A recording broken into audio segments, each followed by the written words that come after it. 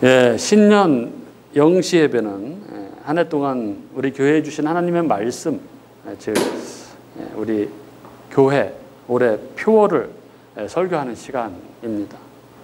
주보에 나와 있듯이 올해 우리 교회 표어를 너는 복이 될지라 이렇게 정했습니다. 오늘 봉독한 이 본문 2절에 내게 복을 주어 내 이름을 창대하게 하리니 너는 복이 될지라 해서 정한 그런 표입니다.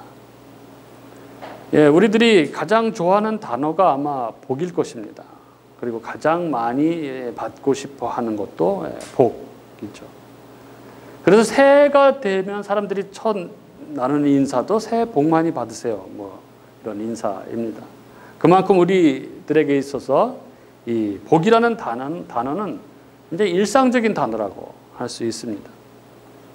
그런데 이 복에 대한 그리스도인들의 태도는 굉장히 좀 이중적입니다. 한편으로는 복을 받기 위해 이렇게 복을 갈구하면서 기도를 하면서도 다른 한편으로는 이게 뭐 기복신앙이라는 것에 대한 부담을 갖고 복에 대해서 부정적으로 생각하기도 합니다. 왜 그럴까요? 그건 우리들이 이 복에 대한 정확한 개념이 잘 정리되어 있지 않기 때문에 그렇습니다.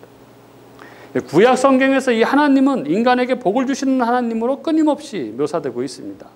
그리고 원래 인간의 삶은 하나님의 복 주심으로부터 시작이 되었습니다. 창세기 1장 28절에 보면 하나님이 인간을 창조하신 후에 이렇게 말씀하시죠. 하나님이 그들에게 복을 주시며 하나님이 그들에게 이르시되 생육하고 번성하여 땅에 충만하라.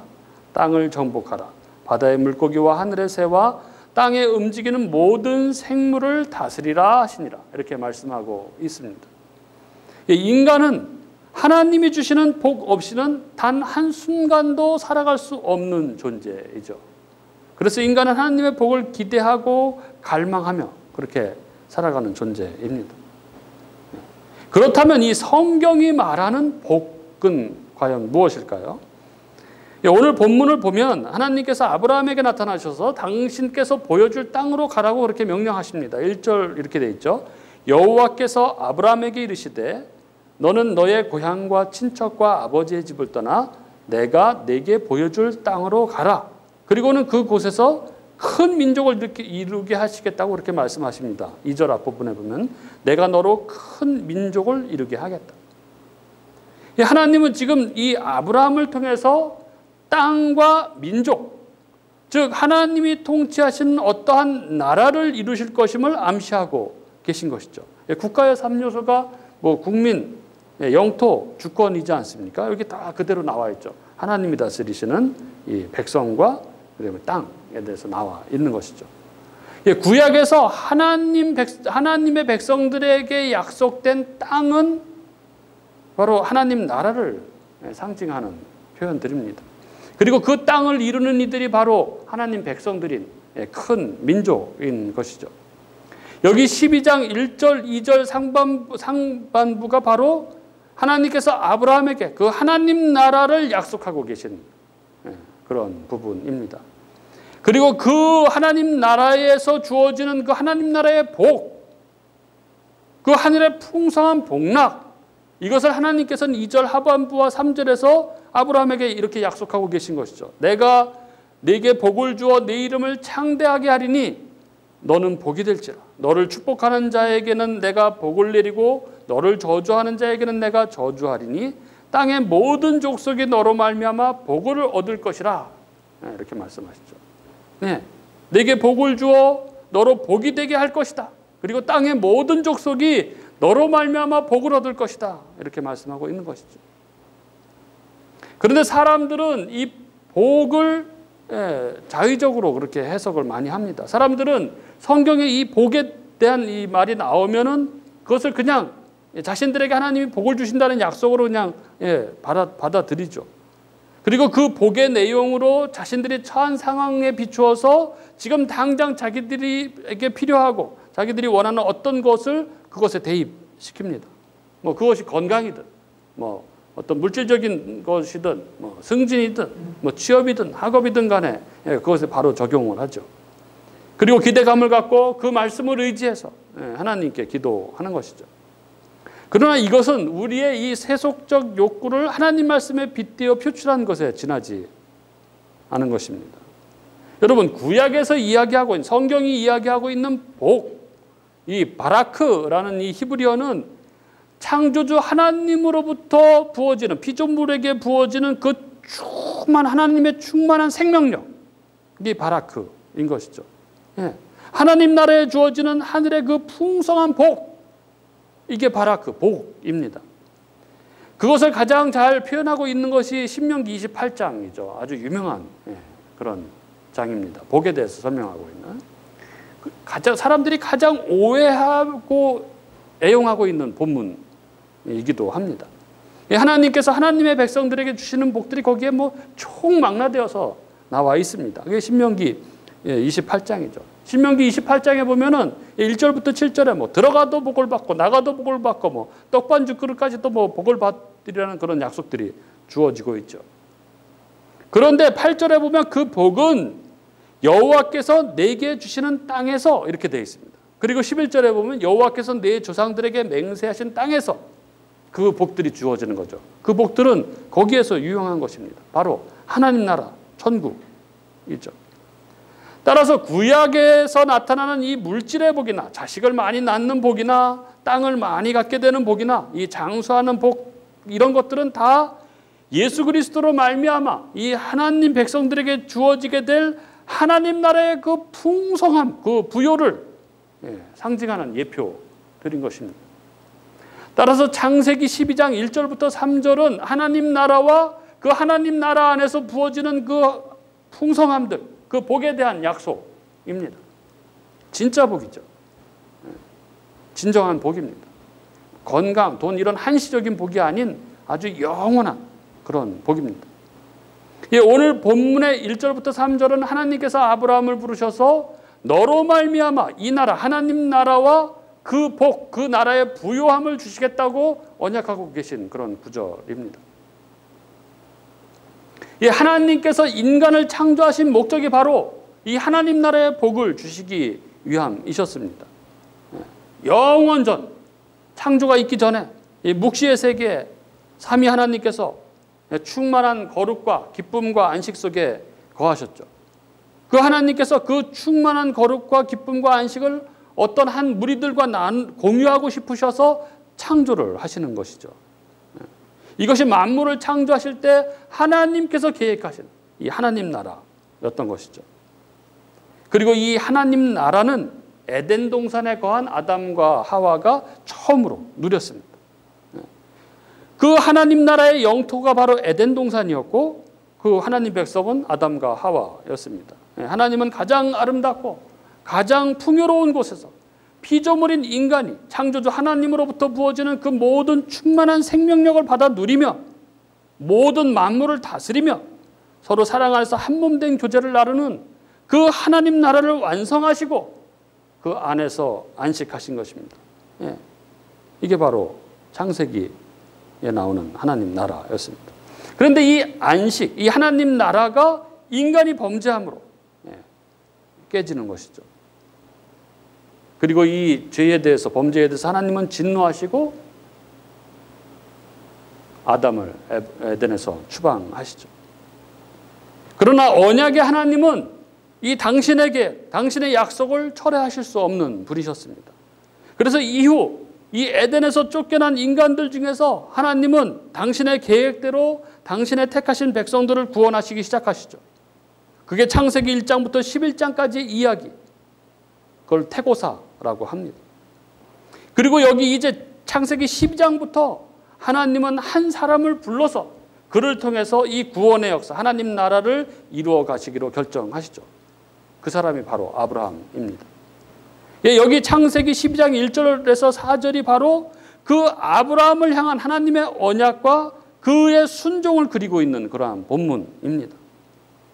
오늘 2022년 새해의 시작점에 우리는 이 말씀을 함께 나눕니다. 아브라함에게 그 하나님 나라를 언약하시며 너로 보게 되게 할 것이다 하신 그 하나님께서 아브라함에게 명하신 말씀, 그리고 이 명령에 대한 아브라함의 반응을 우리가 함께 나눔으로 동일하게 지금 이 시대 하나님 백성인 우리들이 어떻게 하나님 나라의 복을 소유하고 그 복으로 다른 사람들을 섬기는 삶을 살아갈 수 있는지에 대해서 상고하려고 합니다. 오늘 새해 첫 시간 이 들려오는 이 말씀이 살아계신 하나님의 음성으로 우리 각 영혼에게 울려지는 그런 성령의 역사가 있기를 간절히 바랍니다. 첫째, 하나님은 아브라함이 복이 되게 하시기 위해서 하나님 나라의 복에 충만한 그 복을 누리게 하기 위해서 아브라함에게 이렇게 명령하셨습니다. 1절에 보면은 여호와께서 아브라함에게 이르시되 너는 너의 고향과 친척과 아버지의 집을 떠나 내가 내게 보여줄 땅으로 가라. 하나님께서 아브라함을 복이 되게 하시기 위해서 그에게 요구하신 것은 바로 그가 고향 친척 아버지의 집으로부터 떠나는 것입니다. 그러면 고향 친척 아버지의 집을 떠난다는 건 어떤 의미일까요? 여기 먼저 고향이라고 번역된 이 히브리어 단어, 이 에레츠라는 단어는 땅이라는 의미의 단어입니다. 따라서 그 땅은 아브라함이 살고 있던 땅을 의미하는 것입니다. 아브라함 시대 이 고대 근동 지방에서 땅은 부의 척도였습니다. 당시에 땅이라는 것은 모든 부를 총칭하는 단어로 쓰였던 단어입니다. 그런데 하나님은 그 땅을 떠나라고 말씀하시고 계신 것이죠. 하나님은 아브라함을 복이 되게 하기 위해서 부르시며 그에게 그가 조상대대로 살아온 그 생존의 근거였던 그 땅을 버리라고 말씀하십니다. 이 말은 하나님의 부르심을 입은 하나님의 백성은 그 하나님 나라의 풍성함을 누리기 위해서 이 세상의 삶의 원리를 떠나야 한다는 것을 의미하는 것입니다. 진정 영원한 것을 추구하는 사람들은 이 땅에 썩어질 것을 떠나야 하는 것이죠. 친척과 아버지의 집도 마찬가지입니다. 이 고대 근동 지역에서 이 친척과 가족은 외부 세력으로부터 자기를 지키는 유일한 방어 수단이었습니다. 나를 지키는 힘이었습니다. 그런데 하나님은 그 친척과 아버지의 집, 즉 가족들을 떠나라는 것입니다. 이것은 하나님의 부르심을 받은 하나님의 백성들은 그런 세상적인 힘을 의지하는 것이 아니라 오직 하나님만을 의지하며 하나님의 도우심을 바라며 살아야 하는 자들이라는 것을 말씀하고 계신 것이죠. 그렇게 살아갈 때 하나님 나라를, 그 하나님 나라의 복을 충만히 누릴 수 있게 된다는 그런 의미인 것입니다. 하나님이 우리에게 주신 이 하나님 나라, 이 영생이라는 것은 그 무엇과도, 세상 그 무엇과도 비교할 수 없는 너무나 소중한 것이기 때문에 하나님 백성들은 자신에게 가장 소중하다고 여기는 이 고향, 친척, 아버지의 집, 이것에 대한 이 의지나 애착 이까지도 뛰어넘어야 한다는 것입니다. 이렇듯 고향, 친척, 아버지의 집이라는 것은 사실 그 사람이 가지고 있는 그 삶의 근거의 모든 것이라고 할 수 있습니다. 그렇게 고향, 친척, 아버지의 집을 떠나 어딘지도 모르는 땅으로 간다는 것은 기본적으로 자기 생존의 모든 근거를 부인하는 것이 되는 것이죠. 따라서 이것은 그렇게 결정하기가 너무나 힘든 일이 아닐 수 없습니다. 그러나 하나님은 이 아브라함을 복이 되게 하시기 위해서 그렇게 하라고 명령하고 계신 것입니다. 하나님의 부르심을 받은 하나님의 백성은 고향을 떠나고 친척과 아버지의 집을 떠나서 하나님이 보여주시는 것에 순종하며 그렇게 살아가야 한다는 것입니다. 그리고 그렇게 하나님의 말씀에 순종하여 고향, 친척, 아버지의 집을 떠나는 자들을 하나님 백성, 성도라고 하는 것이고 그들이 누리는 그 복, 그 하나님 나라, 그들은 그 하나님 나라의 부요, 그 복을 누리며 살아가게 된다는 것입니다. 저는 올 2022년 이 새해 우리 교우님들의 삶이 이런 결단이 가득한 그런 삶이 될 수 있기를 바랍니다. 이런 성도의 삶의 특징을 잘 보여주는 그런 이야기가 있습니다. 헨리 나우엔의 이 춤추시는 하나님이라는 책에 아주 인상적인 이야기가 나오는데 제가 그 이야기를 잠깐 들려드리도록 하겠습니다. 헨리 나우엔이 겪은 이야기죠. 지난 몇 해 동안 나는 그네 타기를 즐겨보았다. 아버지와 함께 마을로 찾아오는 서커스단의 그네 타기를 구경하러 갔다. 나는 공연 때마다 고개사들의 용기에 항상 감탄한다. 고개사들은 그를 잡아주는 사람의 손을 믿는다. 물론 튼튼한 그네가 그들을 날아갈 수 있게 한다. 그러나 무엇보다 중요한 것은 그가 잡고 있던 그네를 놓아야 잡아주는 사람의 손을 잡아 고개를 할 수 있다. 나는 이것을 보면서 내가 잡고 있는 것을 놓는 것, 즉 내려놓음의 중요성을 알게 되었다. 우리는 실상 우리를 행복하게 하는 많은 것들을 내 손으로 움켜쥐고 놓지 않으려고 한다. 그러나 우리는 우리 손에 있는 것을 내려놓을 때에야 비로소 다른 것을 받을 수 있다.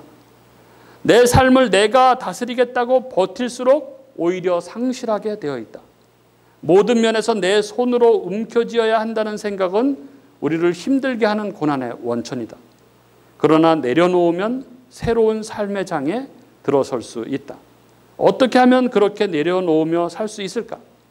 그것은 내 생각에 안전하다고 하는 안전지대를 확보하지 않는 것이다. 하나님께 지금 이 순간 다 내려놓는 것이다. 이러한 믿음의 삶을 살 때 우리는 하나님이 붙잡아주는 멋진 고개를 할 수 있게 된다. 부름받은 우리들의 삶은 믿음으로 살아가는 삶입니다.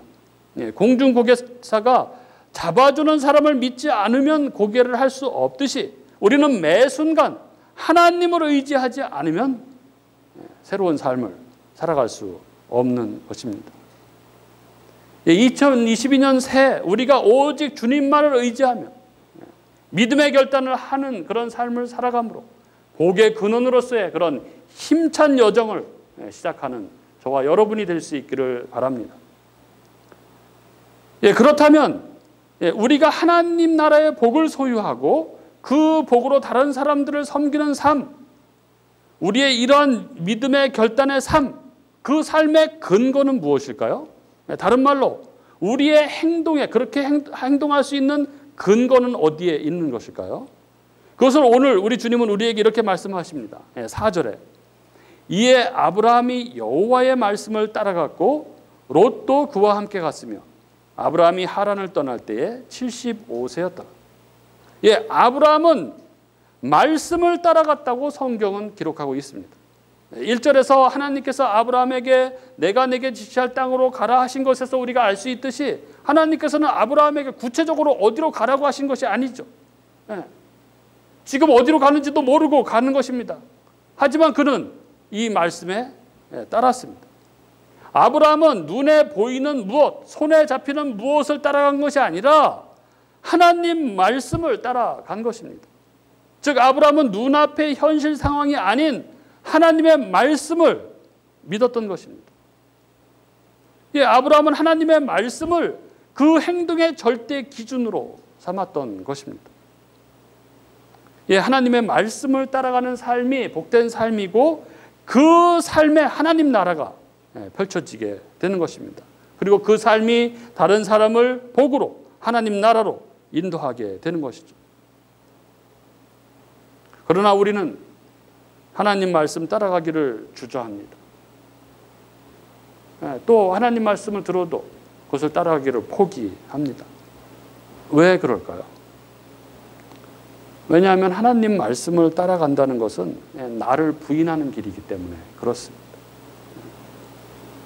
내가 십자가를 지는 일이기 때문에 그렇습니다. 그렇지 않습니까? 하나님 말씀에 순종하기가 하나님 말씀을 들어도 순종하기가 너무 어려운 것이죠. 원수를 사랑하라. 너무나 어려운 것입니다. 세상 복을 포기하기가 또 너무 어려운 것입니다. 그러나 우리가 결단코 잊지 말아야 할 것은 하나님 말씀을 따라가는 것이 진정 복된 길이라는 것을 우리는 절대 잊어서는 안 됩니다. 우리는 하나님의 말씀을 따라가야 합니다. 하루하루 하나님 말씀에 귀를 기울이며 그 말씀을 쫓아 살아가야 합니다. 그렇게 하나님의 말씀을 따라 살아가지 않으면 우리는 사람을 따라 살아가게 되어 있고 또 상황을 따라 살아가게 되어 있습니다. 그리고 그렇게 가는 길에 우리는 그렇게 선택한 길에 대한 가혹한 책임을 우리는 면할 수가 없습니다. 오늘 말씀에도 그렇게 살았던 한 사람이 등장합니다. 바로 롯이죠. 롯에 대해서 오늘 성경은 이렇게 서술합니다. 롯도 그와 함께 갔습니다. 아브라함과 롯의 결정적인 차이는 아브라함은 하나님의 말씀을 따라갔고 롯은 그냥 삼촌 아브라함을 따라갔다는 것입니다. 아브라함의 조카 롯은 하나님의 말씀을 따라간 것이 아니라 사람을, 상황을 따라간 것입니다. 아브라함과 롯은 똑같은 여정을 걷고 있었으나 그 둘의 행동 기준은 달랐던 것입니다. 그리고 이러한 롯의 삶의 모습을 성경은 그 다음 장 13장에서 이렇게 그리고 있습니다. 13장 9절부터 11절을 제가 읽어드리겠습니다. 우리가 너무나 잘 아는 이야기죠. 내 앞에 온 땅이 있지 아니하냐. 이 아브라함이 하는 이야기입니다. 나를 떠나가라. 내가 좌하면 나는 우하고 내가 우하면 나는 좌하리라. 이에 롯이 눈을 들어 요단 지역을 바라본즉 소알까지 온 땅에 물이 넉넉하니 여호와께서 소돔과 고모라를 멸하시기 전이었으므로 여호와의 동산 같고 애굽 땅과 같았더라. 그러므로 롯이 요단 온 지역을 택하여 동으로 옮기니 그들이 서로 떠난지라. 여기서 보는 바와 같이 롯의 행동의 기준은 하나님의 말씀이 아니었습니다. 그의 행동의 기준은 그를 둘러싼 환경, 자신의 눈에 보이는 좋은 것, 그런 것이었습니다. 그러나 그가 그렇게 하나님의 말씀이 아닌 육신의 눈에 좋은 대로 그 선택한 그 땅은 겉에 보기에는 축복의 땅 같아 보였지만 그것은 부패와 타락으로 만연해 있는 하나님의 멸망이 기다리고 있는 그러한 땅이었던 것입니다. 하나님 백성의 삶, 그 행동 기준은 하나님의 말씀이어야 합니다. 우리는 늘 말씀 안에서 하나님의 뜻을 묻고 또 하나님의 음성을 들을 수 있어야 합니다. 여기 이에 아브라함이 여호와의 말씀을 따라갔고 이 말씀, 이 12장의 이 말씀, 새해 우리 교회에 주실 하나님의 말씀이 무엇인가에 대해서 계속 기도하고 묵상하던 저에게 계속해서 떠올려졌던 구절이 바로 이 구절입니다. 이에 아브라함이 여호와의 말씀을 따라갔고, 그래서 이 구절이 하나님이 2022년 우리 교회에 주시는 말씀인가 이런 고민을 계속했습니다. 그런 차에 지난 주일 가정 예배 때였습니다. 기도 나누면 이제 말씀 나누고 기도 나누는 순서였었는데 예원이가 기도 제목을 내는데 그 첫 번째 기도 제목이 이번 겨울방학 스케줄을 이야기하는 것이었는데 첫째가 아침에 일어나면 큐티를 하는 것이다. 그 말을 듣는 순간 하나님이 이 말씀을 이것을 우리 교회의 표어로 하라고 하시는 사인인 것 같은 그러한 생각이 들었습니다. 내가 말씀을 들어야, 내가 하나님의 말씀을 들어야 내 행동에 힘이 있습니다. 그래야 내가 지치지 않고 힘차게 달려갈 수 있습니다. 그리고 그 말씀을 따라가는 그 길에 하나님 나라가, 그 하나님 나라의 축복이 부어지게 되어 있는 것입니다. 2022년 한 해 우리가 이 주님의 말씀이 내 행동의 기준이 되는, 그래서 그 말씀을 따라가는, 그래서 그 하나님 나라를 누리는, 그 하나님 나라의 복을 누리는 그런 저와 여러분이 될 수 있기를 바랍니다. 지금 우리는 2022년 새해의 출발점에 서 있습니다. 새해라는 시간은 우리를 이 새로운 삶으로 인도하시기 위해서 하나님이 주시는 하나님의 선물입니다. 올 한 해 우리가 오늘 주신 이 말씀, 너는 복이 될지라 라는 이 말씀을 붙들고 그렇게 살아감으로 나 자신이 복이 되고, 그래서 그 다른 이들에게 그 복을 전해주는 그런 복된 2022년이 될 수 있기를 간절히 바랍니다.